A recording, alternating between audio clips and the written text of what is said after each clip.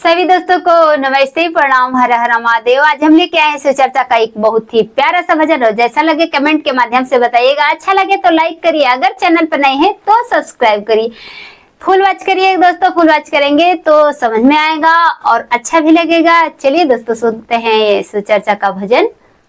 12 से 3 बजे गईले हमार गुरु काहे नायले हो। 12 से 3 बज गईले हमार भोला काहे नायले हो। मिर्गा के छाल हम झर के बिछवने, मिर्गा के छाल हम झर के बिछवने। भंगिया के पीस पीस गोला बनवने, भंगिया के पीस पीस गोला बनवने। सिसिया के काहे रोवने हमार भोला काहे नायनी हो। सिसिया के काहे रोवनी हमार गुरु काहे नयनी हो।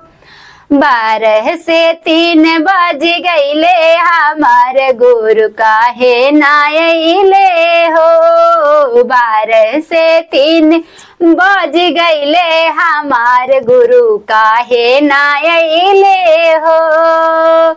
मिश्री बेदाम हो रखले तवैले, मिश्री बादाम हो रखले तवैले।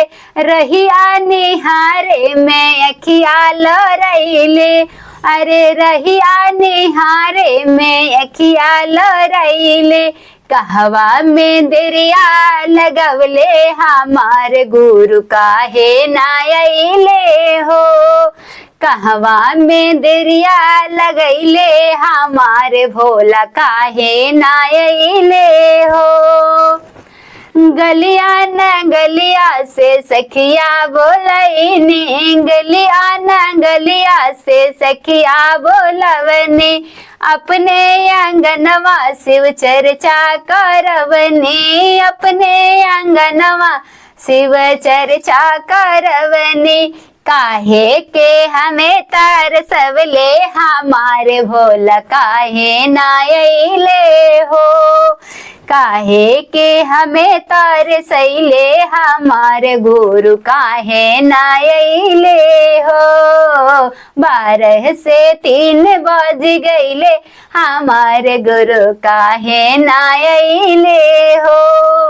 12 से 3 बज गईले हमारे गुरु काहे नायले हो। थैंक्स फॉर वॉचिंग दोस्तों।